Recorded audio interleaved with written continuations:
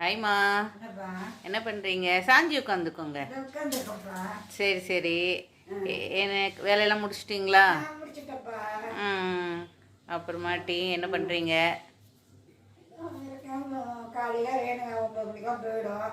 ம் இருக்கிறது இதெல்லாம் பார்த்துட்டு செத்த நேரம் படுத்துருப்பேன். அப்புறம் 12 மணி ஆகிடும்.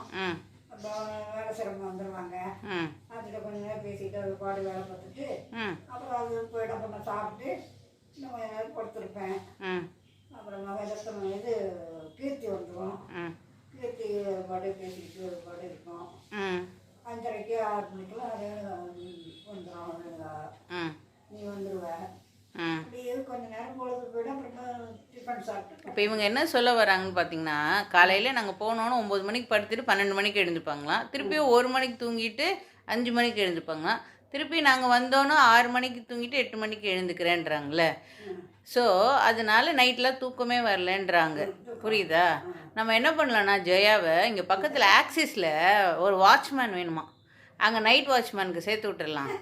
ஓகேயா? பகலில் அப்போ நைட் அங்கே முழிச்சிட்டு இங்கே பகலில் தூங்க அடைச்சி